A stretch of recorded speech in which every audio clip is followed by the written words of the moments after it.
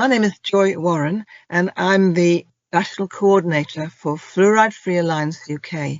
I've been looking at the issue of water fluoridation since 2003. So that's 20 years, intensive studying the issue and looking at it worldwide as well as nationally. I have a BSc in environmental science. Do we have fluoride in British water, and what's been the battle over the years? When was it first suggested? If you can just give us a potted history. Oh, yes. Yes, we have got fluoridation in England, only England at the moment, 10%, so 6.1 million people. It started in 1955 with some demonstration trials in about 3-4 different local authorities throughout the UK. In 1969, it was declared a success, but by 64, Birmingham had already started fluoridating, so they jumped the gun, really. After 69, it was no longer an experiment. Birmingham, West Midlands, Newcastle on Tyne, North Tyneside, Gateshead, Northumberland in parts, Consett in County Durham, West Cumbria, these are all fluoridated. West Cumbria, the sea towns like just about sort of above Sellafield, right up the coast, but not Carlisle. Bit of Cheshire, bit of Bedfordshire. Obviously, most of West Midlands is fluoridated. I mean, I'm really surprised to hear this kind of patchwork story. I mean, this is either good for health or not. Surely that needs to be discovered, decided, and then everyone can have it or not have it. At the moment, of course, since 1955, I'd say about 60-odd local authorities have declined the very great pleasure of fluoridating their constituents. You see, it's not altogether universally popular. We've actually been instrumental, my movement, the National Pure Water Association and now Fluoride-Free Alliance UK, have been instrumental in stopping most of the proposals to fluoridate the rest of England. So what's behind the move to do it then? The upfront reason is it's supposed to stop dental decay in tiny tots who don't have good nutrition, who don't clean their teeth. There are obviously underlying reasons, because we know that the Department of Health, the establishment, is really obdurate. It really wants to fluoridate because it seems that's a very good idea to fulfill their hidden agenda. I can't discuss that because you'll think I'm basically going mad. Well, okay, so what about the science? What's the evidence that this actually may be harmful? Oh, Lord. If you look at if you did a real search for all the research that's been going on into fluoridation since, say, 1930, there's thousands and thousands and thousands of research reports. And the 2 or 3 main reasons why we believe, or we know, that it's dangerous to health is that it damages the endocrine system, especially the thyroid gland, but clearly it gets into all the endocrine glands, and that stops them working properly, and that causes chronic ill health. What is the endocrine system? Okay, it's a system which produces hormones, and the thyroid gland is the main one. And if your thyroid gland isn't working very well, then you come down with hypothyroidism. We've got a very good research report from 2014 where they mapped the diagnoses of hypothyroidism against fluoridated areas of England. And they discovered that there was double the amount in fluoridated West Midlands compared to non-fluoridated Greater Manchester. That's double. And throughout England, fluoridated England is 30% more compared to non-fluoridated England. That's a huge amount. And of course, if we could stop these people having hypothyroidism, it would save the NHS a lot of money. Hang on, what is the evidence that this actually may be harmful? Okay, if people have got various medical complaints of whatever sort, what might be traced back to fluoride and the endocrine system? It's really difficult because you have to have so many tests. But first of all, you need to know that you're not producing adequate thyroid hormone, thyroxine. And then you need to try and work out how to stop being exposed to fluoride, but the doctor's not going to tell you that because they don't prescribe to you that sort of thing. They just look at the tests and then give you medicine to make yourself feel better. But you're never going to get cured. If you do that, you need to pay attention to what you're eating, what you're absorbing, and also put in good things like bits and minerals and things like that. It's just possible to cure yourself, but you have to be going down the naturopathic route as opposed to the allopathic route. Are there? Is it easy to get hold of? I mean, toothpaste is another thing, a way of cutting fluoride out through not having fluoride in your toothpaste, because almost all toothpaste nowadays, it's supposed to be a kind of selling point of it. Correct, that's right. Although I noticed that the word fluoride is getting smaller and smaller on the packaging. But most of the toothpaste manufacturers depend on fluoride for selling their toothpaste. On the other hand, you need to buy toothpaste. So the only thing you can see in the supermarkets and the pharmacies is fluoridated toothpaste, unless you go on the bottom shelf or unless you buy toothpaste online. But you can actually get non-fluoride toothpaste these days easily. So there's no shortcut, really. You've got to pick up every single packet and check it. Yes. So what about, is there any effect on the brain? Is it, neurotoxic or not? Yes, there's definitely neurotoxic, especially where there's no blood-brain barrier.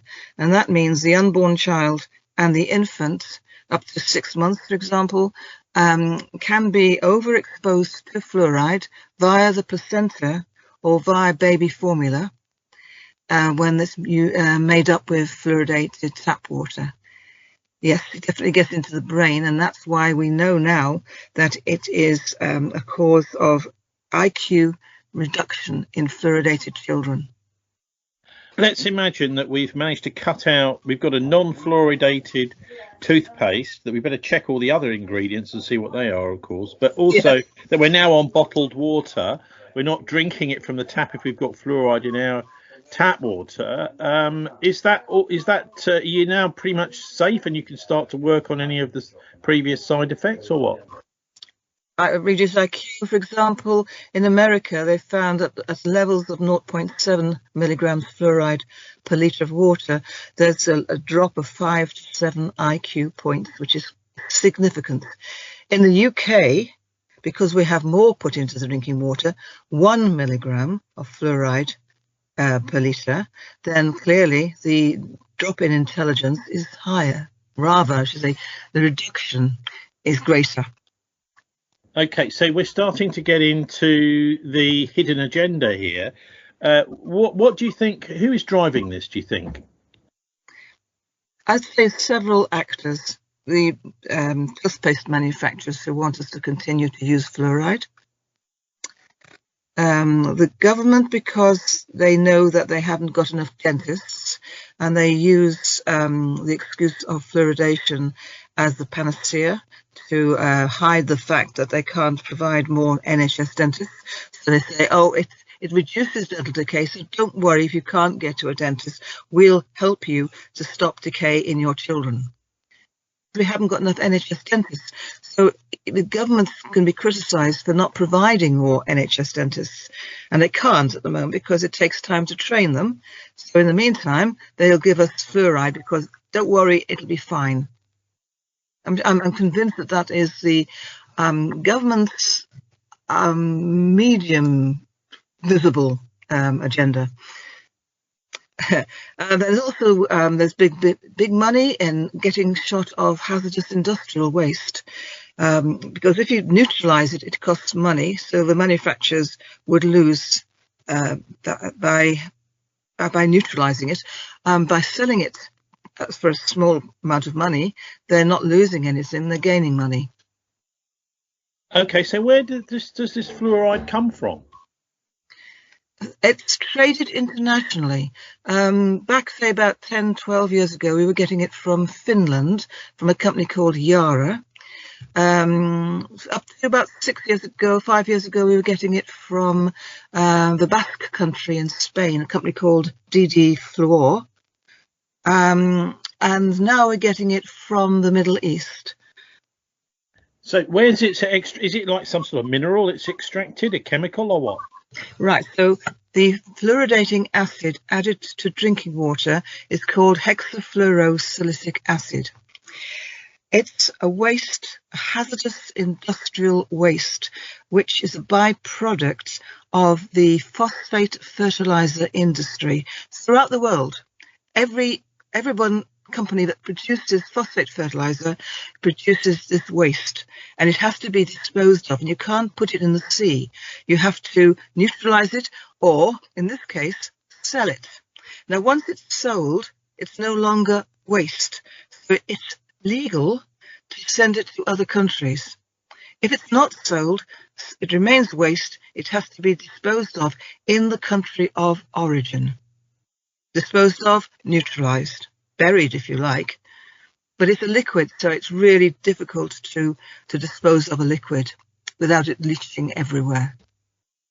You know, you sort of remind me of depleted uranium. This is, you know, the byproduct of nuclear reactors, which is separated out from the uranium that's used, the enriched uranium, to make atomic weapons. And then they sort of say, well, we've got a whole load of this. What should we do with it? And then they start selling it to the military to put into shells. Exactly. Yes, better at penetrating things. You know.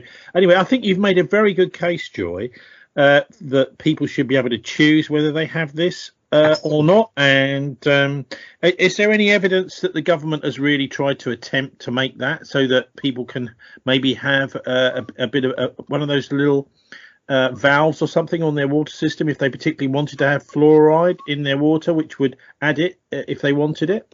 No, the establishment doesn't want to listen to us. They are still determined to fluoridate about 50 to 60% of England.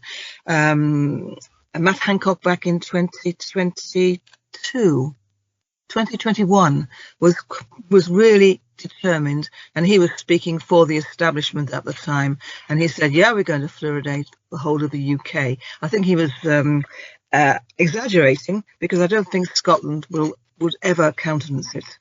The government is not listening. If we want to stop having fluoride in our drinking water, we have to filter it and pay for it ourselves.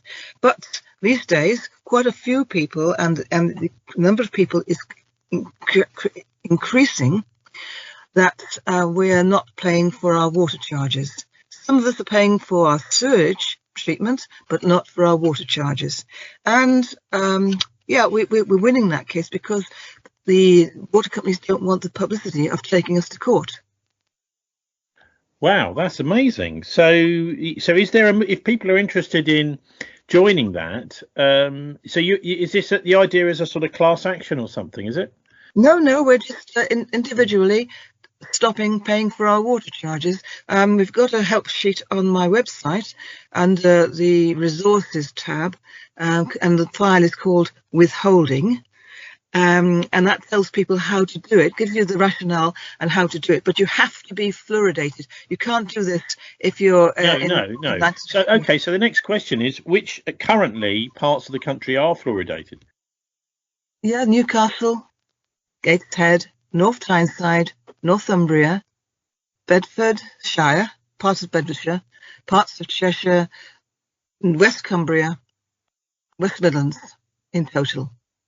Okay, so if people want to check, what's your website? www.ukfffa.org.uk. And what does that stand for again?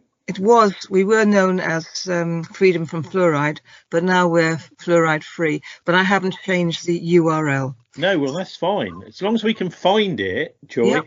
Look, we're going to talk a bit about, some of the things which have been going on recently in the UK on this I mean, it seems to me an incredibly important issue. Our water that we drink, you know, in the old days we had wells, we had streams. In anyone that was lucky enough to live near mountains got lovely pure water.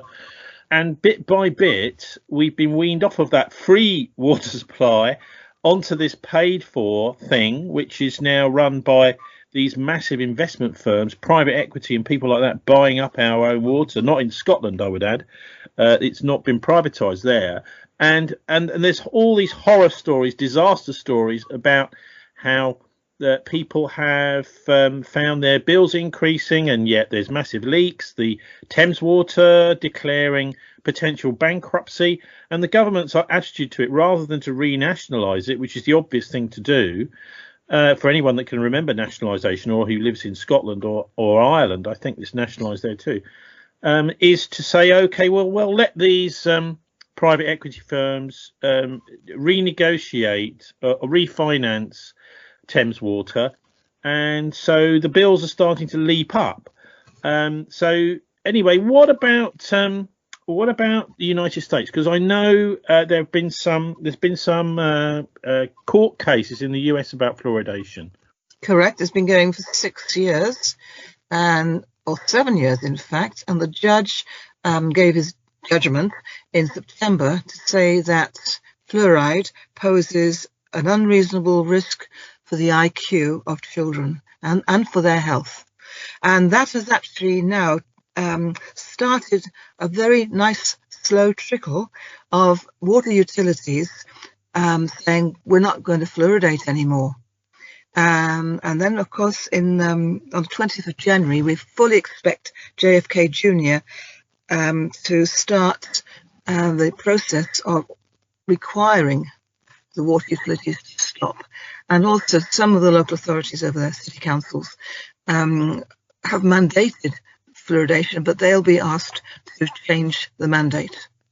So we hope that in the United States of America, by the end of next year, there should be no fluoridation. And that should actually transfer across the pond to us and to the Republic of Ireland, which is heavily fluoridated. And hopefully that will convince governments that they're on to a loser. I like it, because you know you're suggesting here that we're just part of this American empire. So if it gets sorted out in America, then it will inevitably the decision will trickle down here. I wonder. Well, no, not exactly, because what happened right back in the late 1940s, early 50s, America influenced us to start fluoridating, and they gave us money to do it. So they're the instigators, and now we want them to be the instigators again to stop the practice. I mean, it sounds incredible that the effect of fluoride is to actually lower people's IQ, and particularly of young people. It almost sounds as if it's part of a massive dumbing down process. It's horrifying. It is horrifying, isn't it? But it's the truth. It's what's happening, because it actually fluoride gets into the pineal gland, which lies outside the blood-brain barrier. So everybody who drinks fluoride to excess is going to get fluoride going into the pineal gland, because fluoride is attracted to calcium, and the pineal gland is a calcifying organ. It's got a skeleton of calcium. So by having fluoride going in, the whole gland gets silted up. That reduces the expression of melatonin, which is really bad, because we need that to sleep properly. And also without melatonin, women are more prone to getting breast cancer. I mean, it sounds like there's so many cascades of health effects. But anyway, what about in Britain? I know there are people constantly on both sides in different parts of the country campaigning against fluoride and also trying to impose it. Maybe we could start with the biggie at the moment, which is the Duchy of Cornwall. I don't know to what extent Prince William is involved in this. This is his sort of county, really. It is indeed, yes. And I'm sure he doesn't know anything about it at all. The council, the lady is called Linda Taylor, and I think she is chairwoman of the Health and Wellbeing Board Scrutiny Committee. something like that. And they've passed a resolution to go to the Department of Health and ask the Secretary of State to consider a public consultation for Cornwall. Now, if that goes ahead, that'll be for 3 months, and everybody in Cornwall will be invited to respond to the public consultation question of whether or not they want fluoride added to their drinking water. The problem here is that it's very difficult to get hold of, say, 1 million people.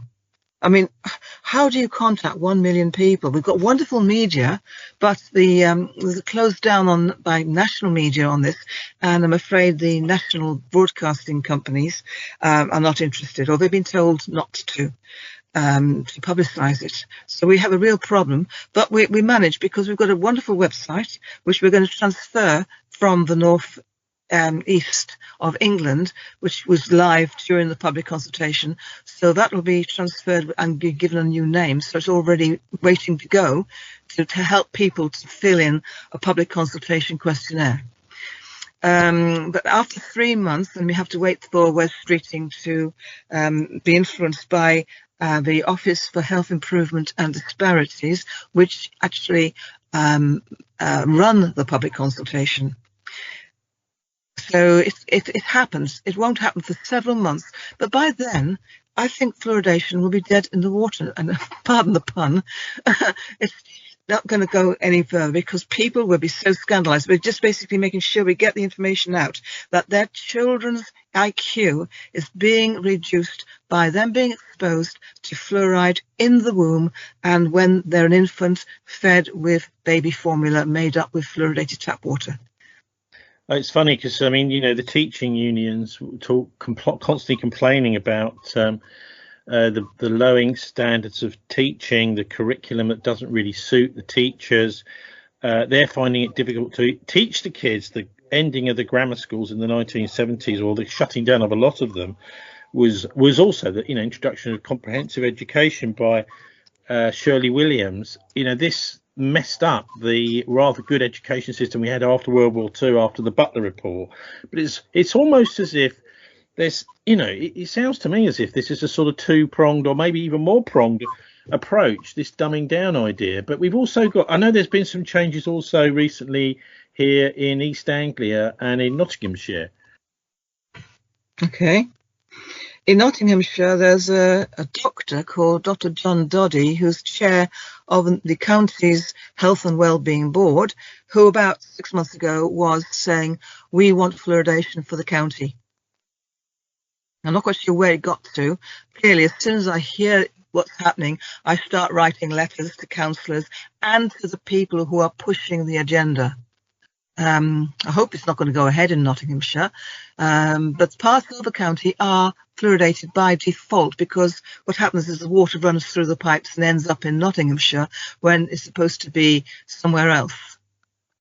Now we've got the problem is now with Norfolk, but this time the public health consultants who are employed by the county council are being a bit clever. They want to go out for a public survey to ask people what they think about fluoridation, and the result of that survey will help them to determine whether to ask the Secretary of State whether to go for a public consultation. Is there anything else you want to share with us? Yes, we didn't actually finish talking about the dangers of fluoride. We know about the reduction in IQ. We know about the way in which it causes certain cases of hypothyroidism. We also have quite a lot of research on the subject of fluoride causing diabetes too. And also, it is absolutely definite that fluoride weakens bones. So how can it strengthen teeth if it weakens bones? And the results of a Swedish piece of research from 2021 shows us that there's 50% more hip fracture in a fluoride area compared to a non-fluoride area. Hip fractures are denied by OHID, the Office for Health Improvement and Disparities. There's no proof as far as they're concerned. In their 2022 monitoring report on fluoride, they failed to notice the 2021 Swedish report. So that is scandalous, because that particular survey was well conducted, but they didn't talk about it. So you can see why I'm really concerned, or rather, let me say, suspicious, that it's not just about teeth. It's got to be much more about this. And we know that, unfortunately, stillbirths and miscarriages are higher in fluoridated areas than in non-fluoridated areas. And unfortunately, there's lots of people in fluoridated areas more than in non-fluoridated areas who have chronic ill health. Well, look, I mean, it's amazing. I think in a way, I don't know if it's on your website, it'd be nice to have a sort of checklist. So if people have got some sort of illness that's a mysterious illness, they can check through and see whether it may be fluoride is the cause of it. Yeah, but not all illnesses are caused by fluoride, and we have to be careful. No, I realise, but it's, sometimes, it can take, obviously the medical profession is geared up to sort of give you some sort of pill or whatever, or maybe an operation, and it's something as simple as this that's causing the problem. The simple thing is to try and avoid the fluoride and you get better. I've been avoiding it for 20 years, and I have to say I'm in pretty good health. I don't feel my age, shall we say. Well, I won't ask you. Don't worry. What about if people are interested in following you? Can you remind us about the website, please? Yes. And any other services you offer? Okay, so it's www.ukfFFA.org.uk. We've also got the Northeast website, which gives you reasonable amount of information which helps people to respond to the public consultation, and that is www.n-for-Nora-E-W-F-for-Freddy-C.org.uk. And then you go into the public consultation area, and there's a huge amount of information there to help people to understand the issue.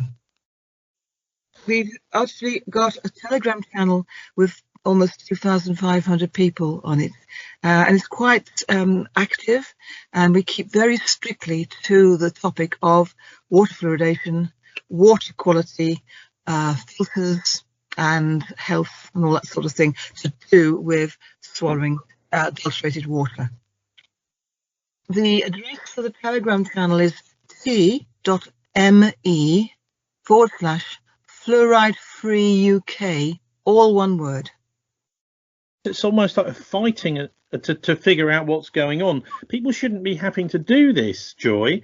It's almost as if there's a sort of predatory element. Our government is sort of, whether it's corporations driving it or the government, who knows? But it's almost like, why should we have to take all this time and effort to find out something that the government really should be doing themselves? Well, exactly. They should be making sure the water is pure and potable, and the licenses for the water companies basically means that they have to provide potable water. But 5 of them are not providing potable water.